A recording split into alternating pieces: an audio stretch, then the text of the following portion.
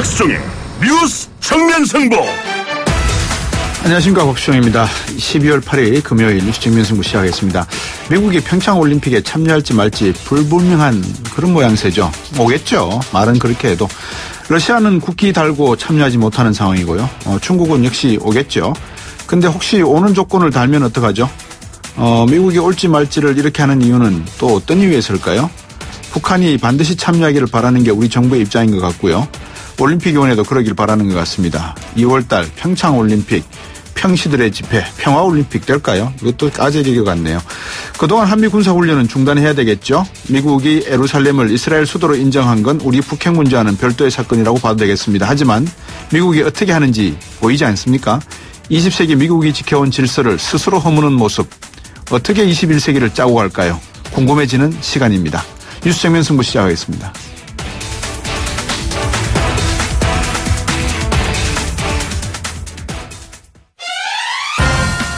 오늘 저희가 준비한 순서입니다. 문재인 정부 신북방 정책 들어보셨습니까? 북방경제협력위원회가 본격적인 활동을 시작한 것 같은데요. 1부에서는 북방경제협력위원회 위원장인 더불어민주당 송영길 의원과 관련해서 말씀 나눠보고요. 2부에서는 자유한국당 원내대표 결승선에 출마한 유기진 의원 전화해보겠습니다. 연결해보겠습니다. 출마에 대한 한번 들어보고요. 3부와 4부에서는 정치 힐링쇼 국정농담 시간에는 더불어민주당 이석현 의원 그리고 국민의당 이상돈 의원 두 분과 함께 2008년 김대중 전 대통령의 비자금 의혹 제보자가 박지원 최고위원이었다라는 내용의 보도가 전해지면서 파장이 일고 있는데 이 문제와 함께 박근혜 전 대통령의 탄핵 소추안 가결 1년을 하루 앞두고 우리의 정치에 놓인 과제를 한번 진단해 보겠습니다. 청취자 여러분들도 많이 참여하시고 의견 보내주시면 제가 두 분께도 말씀 전해드리고 방송 중간중간에 의견 전해드리도록 하겠습니다. 많이 참여하십시오. 우물정 0945 단문 50원 장문 100원입니다.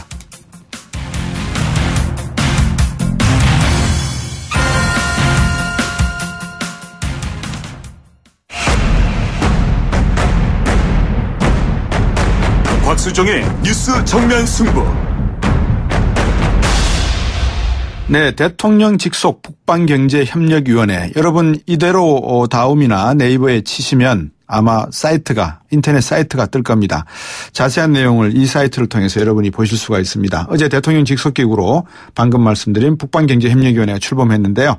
여기에 지금 위원장으로 계시죠. 더불어민주당 송영길 의원과 전화 말씀 나눠보겠습니다. 안녕하십니까? 네, 안녕하십니까? 예, 이제 드디어 북방경제협력위원회가 출범하게 되었고 그동안 저들하고도 인터뷰해 주시면서 이 부분에 대해서 많은 설명을 주셨는데 배경부터 설명을 좀 다시 한번 해 주시죠.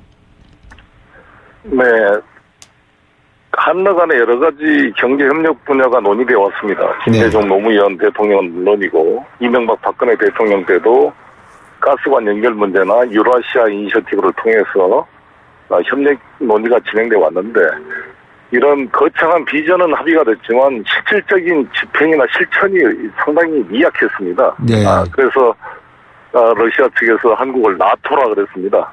No action, talk only 라는 그런 지적까지 있었는데 그 이유를 이것을 이제 북방경제협력을 전담할 기구가 필요하다는 취지에 공감이 되어서 대통령 직속으로 이번에 그렇군요. 북방경제협력위원회가 발족되게 되었습니다. 네, 어제 첫 회의 하셨다는데 어떤 논의를 첫날 하셨습니까? 문재인 대통령께서 제시했던 나인브리지 프로젝트를 비롯해서 또 중국의 1대1로 정책과의 어떤 창조적인 결합 문제, 그다음에 전국적으로 이제 남북 관계를 푸는 문제 여러 가지가 논의되었습니다. 네, 청취자 여러분들께 나인브리지 전략에 대해서 뒤에서 자세히 말씀드리겠지만 제가 조금 전에 말씀드린 이 북방경제협력위원회 요 웹사이트에 가시면 나인브리지 전략 주요 정책면에서 메뉴판에서 자세히 그림으로도 보실 수 있으니까 참조하시고요. 자, 미국의 보호무역주의, 중국과의 사드 문제 이게 지금 우리나라의 통상에 상당한 걸림돌로 작용이 되고 있는데.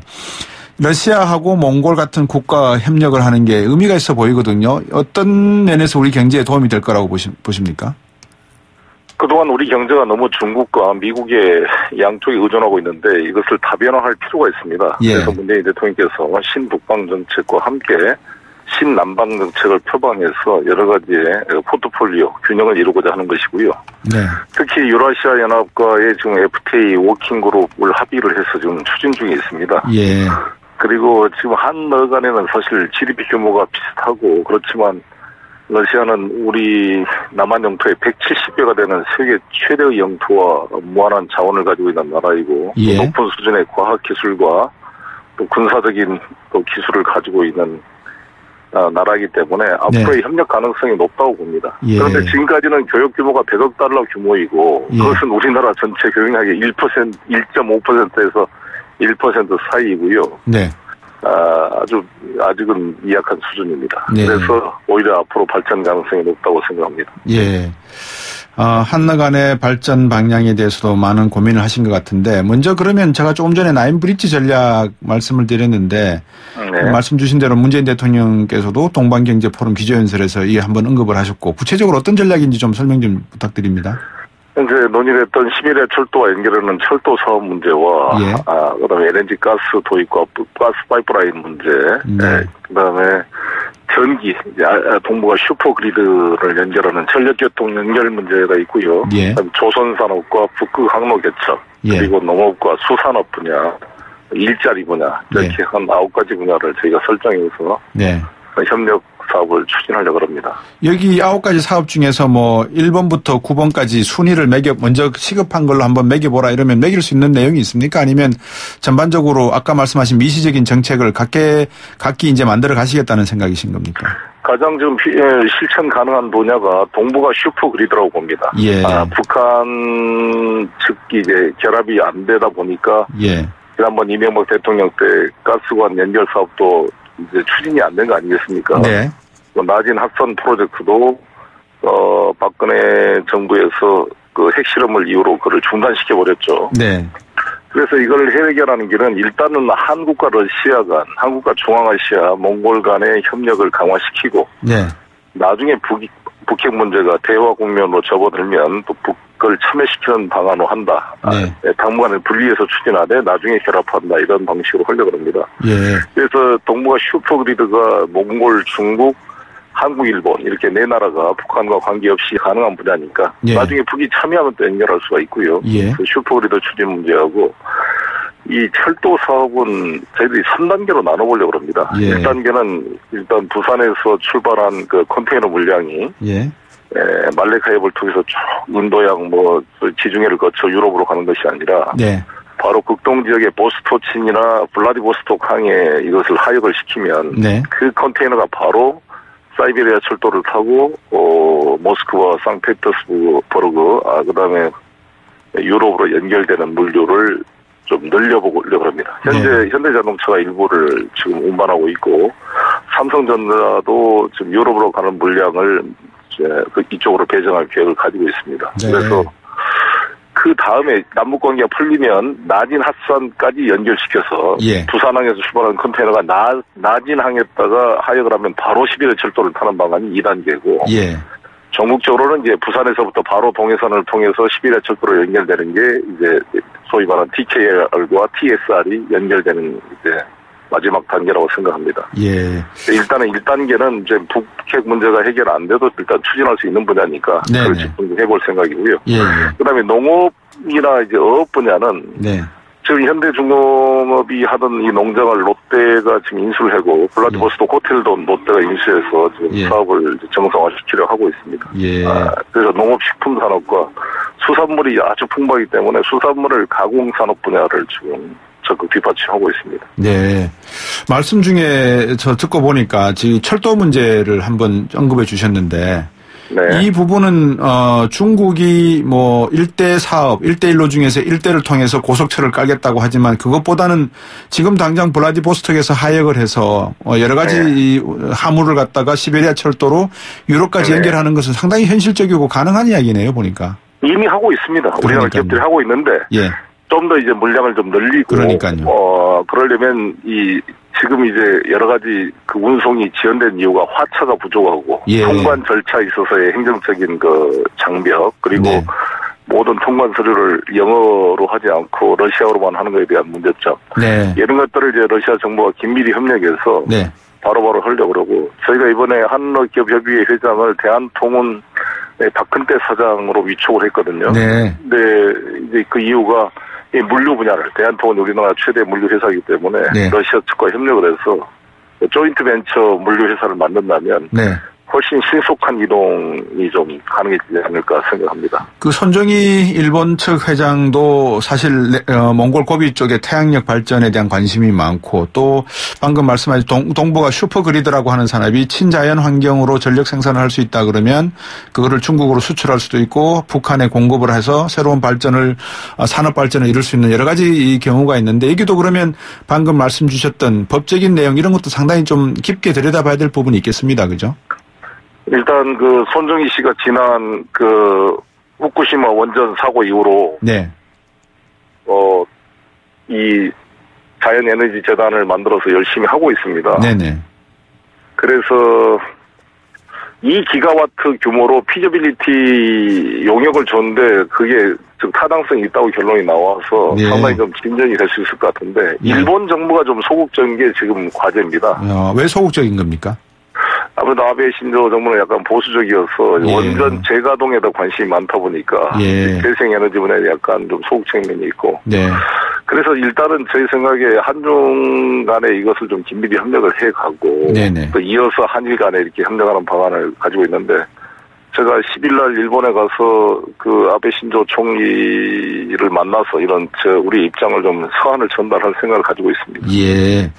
지금 뭐 송영길 의원이 엄청 바쁘실 것 같네요. 방금 말씀을 들어보니까. 지금 일단은 북한 문제는 북핵 사태로 인해서 미국이 또 유엔이 제재 조치 상황에 있으니까 당분간은 좀 북한은 빼놓고 주변국들과 먼저 협력을 강화한 다음에 북한은 연결하면 된다 이렇게 말씀을 주셨는데 네. 이게 북한 참여 없이 철도가스 전력 사업은 제가 말씀 들어보니까 충분히 추진할 가능성이 있어 보입니다. 그죠? 피저빌리티 스타디. 그렇죠. 파이프라인 가스는 어렵겠지만 네. 일단 LNG 물량이 저희가 사할린에서 150만 톤, 네. 스팟 시장에 50만 톤 정도에서 약 200만 톤을 수입하고 있는데 네.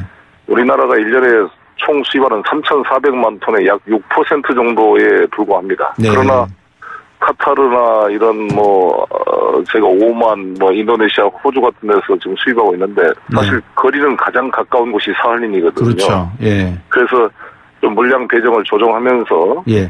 단순히 이 LNG를 사오기만 한 게 아니라 네. LNG 플랜트라든지 여러 가지 사업에 우리나라 기업들이 참여해서 예. 좀 같이 공동하는 여러 가지 방안을 연구해 보려고 합니다. 네.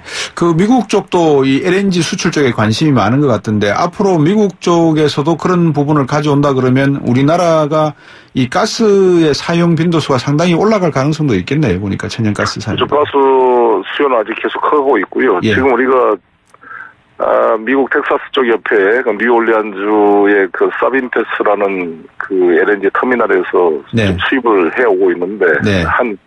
미국수도 한 200만 톤. 네. 그런데 파나마 운하를 거쳐서 태평양으로 와야 됩니다. 그렇죠. 파나마가 워낙 적체가 심해서 네. 운송 비용에 그런 문제가 좀 있어요. 예. 또 여러 가지로 저희가 내년 정도에 약 700만 톤 규모의 LNG 가스량을 재협상을 해야 됩니다. 예. 이 과정에서 여러 가지 이것을 활용해서 예. 우리 기업들의 진출에 도움이 되고 그리고 예. 경제 활성화에 도움이 되도록 지금 연구를 할 계획입니다. 제가 알기로도 블라디보스톡이나 하바롭스크 이쪽 지역에 여러 가지 수력 발전이나 친환경 발전이 가능한 걸로 알고 있는데 지금 현재 거기서 발전을 해서 우리 한반도를 전력을 공급하고 가져오거나 일본으로 수출할 경우에는 북한을 격려하지 않고서는 좀 어려운 측면이 있을 건데 이 부분은 아까 말씀하신 대로 잠정적으로는 좀 보류하겠다 이렇게 말씀하시는 거죠? 그렇습니다. 그러니까 지금 이 슈퍼그리드가 두 방향인데 하나는 몽골, 중국, 한국, 일본으로 연결되는 이쪽 서부 쪽에 네. 아시아 슈퍼그리드가 있고 예. 푸틴 대통령이 말하는 그 슈퍼링이라는 것은 그 러시아와 북한과 한국, 일본으로 연결되는 슈퍼링 사업입니다. 예. 양측이 있는데 일단 몽골, 중국, 한국, 일본 것이 지금 현실적일 것 같고요. 네. 그 슈퍼링 사업은 두 개의 영토를 지나서 전선이 연결돼야지 비용이 싸지. 그 예. 동해바다 해저 케이블로 하게 되면 그렇죠. 너무 많은 비용이 들어서 그럼요. 경제성이 안 나올 것 같습니다. 제가 청취자분들에게도 북방경제협력위원회 웹사이트를 소개를 해드렸는데 여기에 보니까 구조를 보니까 상당히 많은 민간 위원분들도 24인 정도가 계시고 그다음에 정부 쪽 지원단을 비롯해서 기재부, 외교부 부처가 많이 들어와 있습니다. 네, 지금 기획재정부, 산자부, 통일부, 외교통상부 4개 부처하고 예. 청와대 김현철 경제보좌관이 정부위원으로 들어와 있고요. 네. 이태호 청와대 통상비서관이 총 사업 실무단장을 맡고 있고, 예. 이승원 재정기재부 국장이 이제 부단장을 맡아서, 예. 각 부처에서 한 20여 명의 그런 예. 공무원들을 파견받아서 업무를 시작했습니다. 그렇군요. 예. 문재인 정부의 신북방 정책 지금 우리 송영길 위원장이 이끌고 계시는데 남은 과제 전망 짧게 마지막으로 한번 말씀 부탁드립니다. 네, 문재인 대통령의 신경제 영토 확장 그리고 이 동북아 평화 구상, 베를린 구상을 실현시키기 위한 중요한 기구라고 생각합니다. 이것을 통해서 중국의 일대일로 정책과도 결합을 하고 또 러시아의 신동방 정책과도 결합을 해서 동북아가 군사적 긴장 고조가 되는 위험한 지역이 아니라 상호 번영의 에너지 경제 공동체가 될 수 있도록 열심히 해보겠습니다. 네, 오늘 말씀 잘 들었습니다. 고맙습니다. 네, 감사합니다. 네, 북방경제협력위원회 위원장인 송영길 의원이었습니다. 2부로 오겠습니다.